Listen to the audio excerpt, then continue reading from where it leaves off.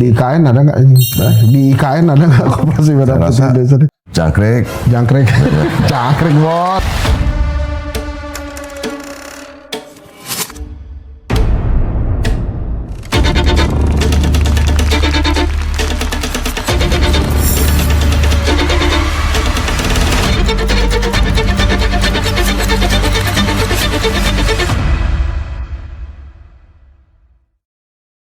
Nah ini kan akhirnya Pak Wamennya datang nih, Pak Wamen Ferry Joko Juliantono. Terima kasih Pak Wamen. Siap, makasih.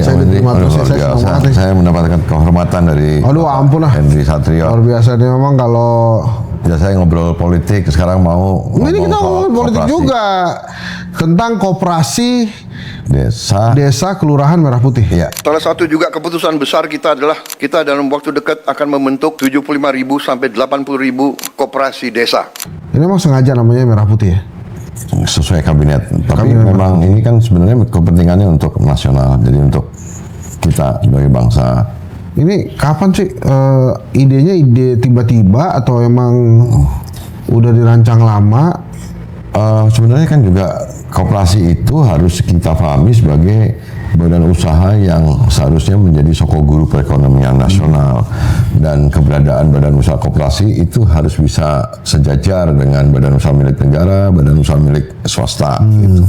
Pak Prabowo berkeinginan ketertinggalan badan usaha koperasi ini didukung, didorong dengan semua perangkat kebijakan, regulasi, kemudian anggaran untuk bisa mengejar secara bertahap dengan badan usaha yang lain gitu. Ini kan pasti supaya masyarakat di desa, di kelurahan itu kan lebih sejahtera. Tapi tetap aja kan ada omongan-omongan miring. Penguasa sebelumnya itu ada dana desa, terus tiba-tiba mau pemilu ngumpulin ada dugaan ya, ngumpulin kepala desa, ke lurah-lurah buat dukungan. Nah ini sekarang penguasa yang sekarang bikin koperasi desa, pengurusnya di mana-mana 80.000 koperasi. Ini tujuannya untuk 2029 juga apa gimana? Ini mohon maaf nih Pak Menteri. Jadi kan saya nanya nih, walaupun saya memahami Pak Wamen ya bahwa ini tujuannya positif, tapi kan tetap aja ada suara-suara miring tuh. Kalau koperasi desa itu, Korporasi Desa Kelurahan Merah Putih ini kegiatan utamanya satu, kantor koperasi, kemudian ada kegiatan simpan pinjam, ketiga ada kegiatan apotek desa dan klinik desa, keempat ada gudang, keenam ada pengelolaan transportasi truk dan lain sebagainya. Itu kan keberadaan koperasinya ada di desa tersebut. Misalkan sekarang kegiatan simpan pinjam, kegunaan koperasi desa ini akan menghilangkan praktek rentenir, ketergantungan dari pinjaman online yang sekarang mencekik. Itu kan faktanya ada begitu. Kemudian obat, apotek desa, klinik desa, kita bisa memberikan harga obat, minimal obat generik kepada masyarakat desa dengan harga yang lebih terjangkau. Klinik desa itu untuk memberi pelayanan kesehatan masyarakat, lansia, ibu-ibu hamil, orang yang sakit dan lain sebagainya, bisa konsultasi di situ, kita bisa berikan vitamin dan lain sebagainya. Kemudian ada gudang nanti akan kita lengkapi juga dengan kegiatan distribusi untuk pupuk, benih, obat-obatan, kemudian juga nanti LPG atau macam-macam kegiatan yang akan bisa dirasakan manfaatnya oleh masyarakat desa. Kemudian menampung juga hasil produk pertanian, misalkan itu di koperasi desanya di wilayah pedesaan. Jadi gabah kering panennya bisa kita lengkapi dengan dryer. Nanti di koperasi desa yang ada di wilayah pesisir nelayan itu juga kita lengkapi dengan cold storage. Mungkin juga nanti ada unit-unit yang lain-lainnya. Truk juga itu bisa dipakai untuk kegiatan mobilitas pengangkutan barang. Kemudian juga bisa mungkin kegiatan serbaguna, mengangkut, mungkin kalau desanya terpencil apa segala macam, kendaraan itu bisa membantu misalkan mengangkut anak-anak sekolah dan lain sebagainya. Jadi apapun yang akan nanti dirasakan langsung oleh masyarakat dari keberadaan koperasi desa ini, manfaatnya akan ke masyarakat desa. Ini nggak ada kepentingan suara pemilu, nggak ada nih? Saya rasa relatif ini sangat jauh dari politik, karena ini sebenarnya lebih cenderung ke ekonomi. Soalnya ada penggelontoran uang 5 miliar per koperasi itu untuk kegiatan operasional koperasi desanya. Dan keberadaannya kan dirasakan manfaatnya bukan untuk Pak Prabowo, bukan untuk saya, bukan untuk kita nih, tapi buat masyarakat desa itu juga. Jadi bayangin kalau sekarang kita tidak memberikan solusi kepada masyarakat di desa dari pinjaman online. Oke. Kita udah ada fatwa MUI, sudah ada himbauan untuk apa segala macam. Tapi kan ketika kita tidak memberikan solusi di lapangan, ya orang akan kembali menggantungkan pada pinjaman online, pada rentenir. Nah, negara oleh Pak Prabowo dihadirkan kembali dengan memberikan fasilitasi, baik aturan, baik regulasi, kebijakan maupun anggaran-anggaran yang bisa membebaskan masyarakat desa dari masalah-masalah tadi. Obat kita kurang bisa memberikan harga yang lebih murah terjangkau kepada masyarakat desa. Kemudian klinik itu kan harus ada di desa untuk bisa memperkuat keberadaan puskesmas. Puskesmas itu Mas Hendri ya adanya di kecamatan. Bayangin kalau jarak antara dusun desa ke kecamatan itu jauh.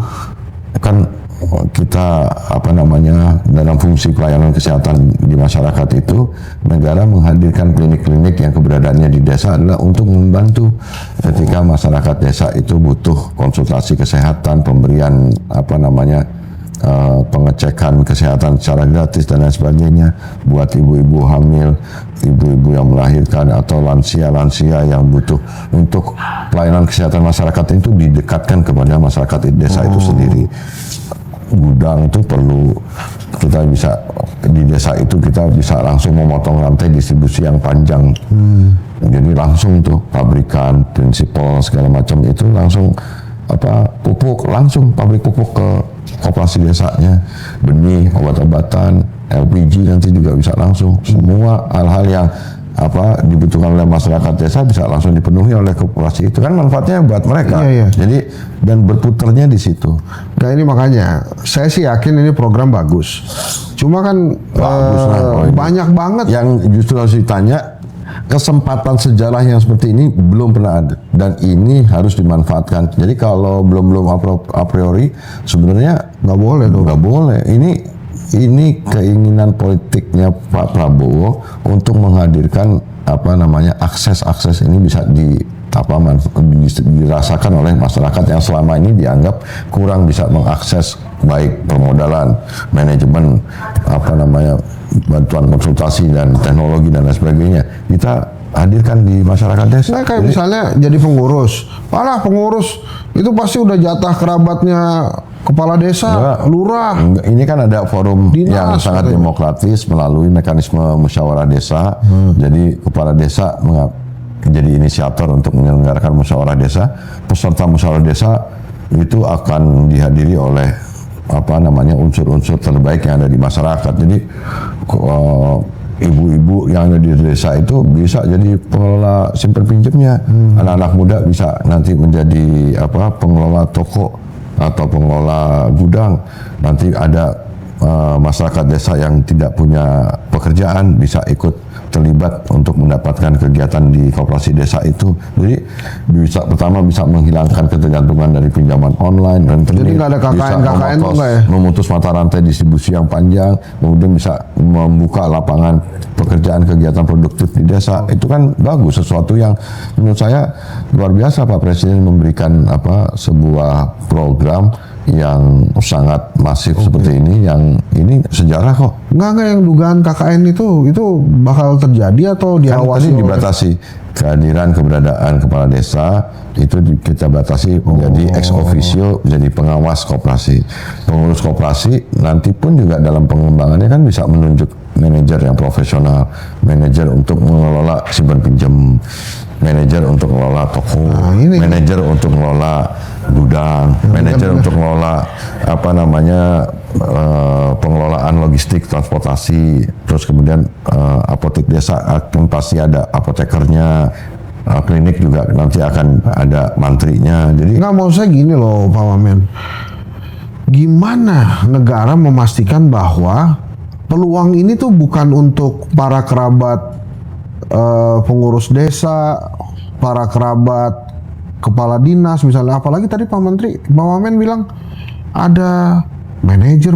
Kan ada pendampingan dari dinas-dinas terkait yang ya kan itu nanti ada pelatihan, ada pendampingan, ada pemagangan.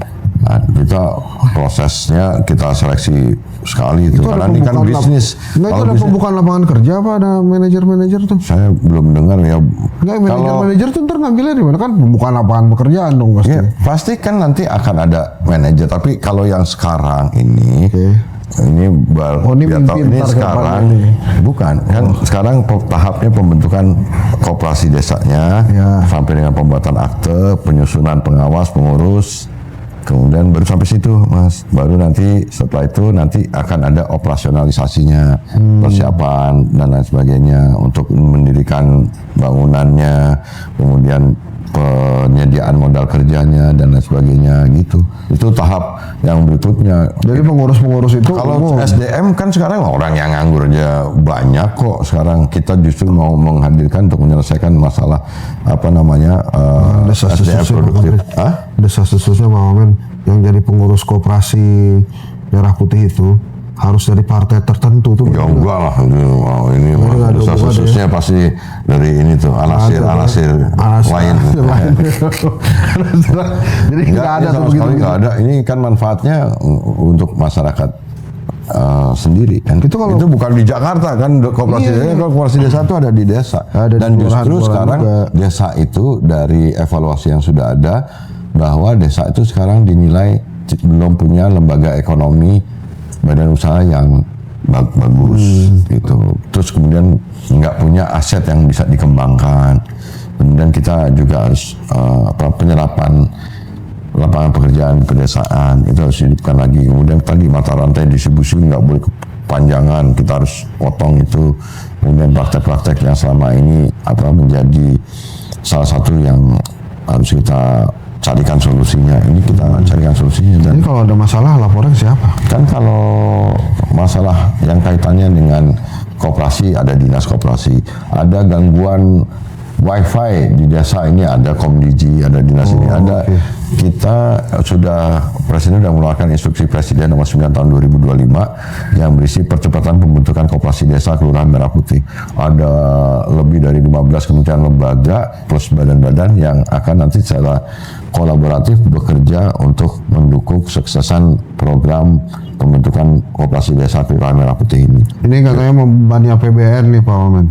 Enggak lah, itu kan kalau APBN ini tinggal pengalokasiannya kok. Ini dari pinjaman lagi nggak? Atau memang APBN sudah siapkan? Atau APBN, dari pinjaman juga? Sumber keuangannya dari APBN, dari APBD, dari dan desa, dari Himbara, segala macam. Jadi ini sekarang sedang dirumuskan oleh Kementerian Keuangan, masuk oleh BI. Tadi kami juga minta dari perwakilan Kementerian Koperasi hadir di rapat di BUMN untuk mematangkan skema-skemanya. Ini kan katanya pinjaman dari negara untuk si koperasi.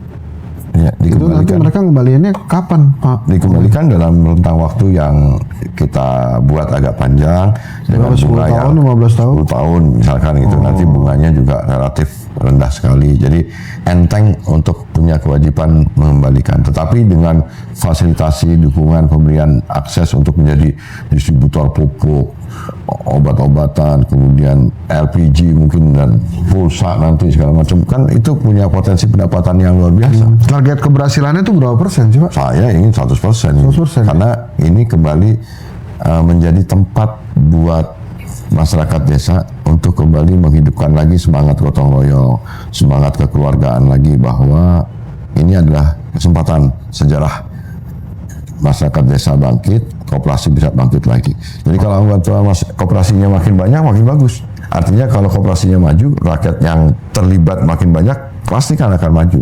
Tapi kalau kita hanya mengandalkan badan usaha korporasi, gitu, kan pemegang saham yang maju gitu. Jadi itu harus diimbangi dengan keberadaan koperasi, karena koperasi itu milik anggota. Di desa, koperasi desa Merah Putih ini adalah milik desa, bukan milik pemerintah desa, tapi milik desa, artinya pemerintah dan masyarakat desanya. Di IKN ada nggak ini? Di IKN ada nggak koperasi merah Saya putih rasa desa?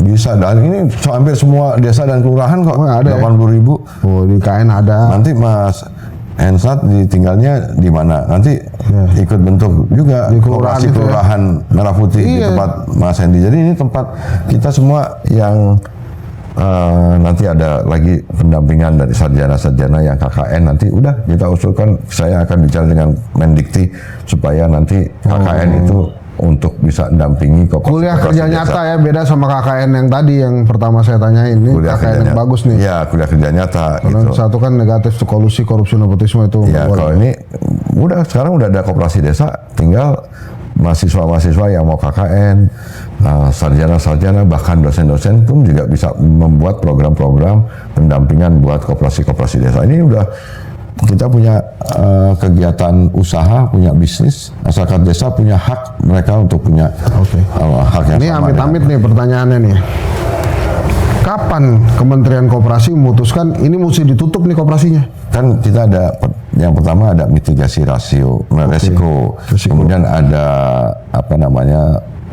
pengendalian dari dinas koperasi, kemudian ada lagi pengawasan yang dilakukan di internal koperasinya, kemudian ada supervisi lagi dari beberapa indikator-indikator yang memungkinkan kita bisa intervensi. Dan kami mendengar juga banyak dari bank-bank di Himbara yang akan bisa membantu membuat template-template yang sudah sesuai dengan standar prosedurnya mereka. Jadi itu akan memaksa secara sistematis mereka, masyarakat yang atau pengurus koperasinya itu bisa mengikuti sistem pola yang sudah standar, prosedur yang sudah dibuat oleh template-template dari perbankan itu. Nah, kami dinas ya tentu SDM tentu harus kita training, harus kita latih, kita harus magang kalau perlu dan lain sebagainya. Ya, mudah-mudahan. Dan pakai teknologi sekarang kita bisa kok, ada website, kita bisa langsung kontrol dengan dashboard yang ada. Ini sedang kita set up, kita kembangkan, sehingga kita bisa juga kontrol. Gitu. Oke, ini sudah berhasil lah. Insya Allah, Amin. Mas Hendi, mohon doanya kalau lagi, karena ini adalah program besar. Tapi kalau ini berhasil, ini akan menjadi legacy yang baiklah dari pemerintah Indonesia, dan ini keputusan yang sangat revolusioner dari Presiden Prabowo Subianto. Itu sudah banyak beredar di medsos tuh, di WhatsApp gitu. Mau jadi pengurus, mau ikut pelatihan, bayar sekian juta. Bener nggak tuh? Nggak ada. Nggak ada tuh. Itu oknum tuh.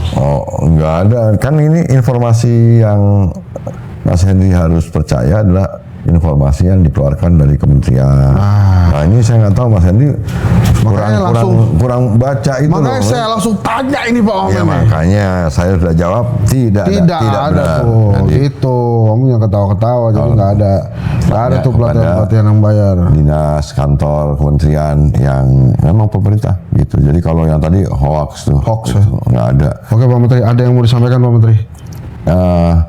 Yang pertama, keberadaan koperasi desa Kelurahan Merah Putih ini adalah sebuah keputusan afirmatif dari seorang Presiden Prabowo Subianto, afirmatif untuk bisa memberikan kesempatan kepada masyarakat, khususnya masyarakat di pedesaan, dengan mulai memiliki badan usaha dan insya Allah memiliki aset yang juga bisa dikembangkan, dan kita akan putarkan uang, kita akan kucurkan uang ke wilayah-wilayah yang selama ini memang kurang teraliri.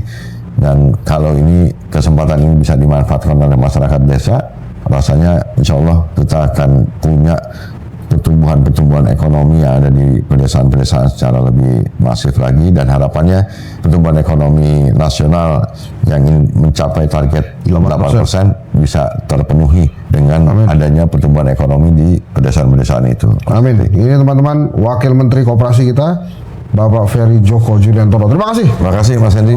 Sehat-sehat ya. Terima kasih. Saksikan terus Henry Satrio Official dan Jangkrik Bos ala Hensa. Jangkrik. Jangkrik bos. Jangkrik, bos. Terima kasih. Assalamualaikum warahmatullahi wabarakatuh.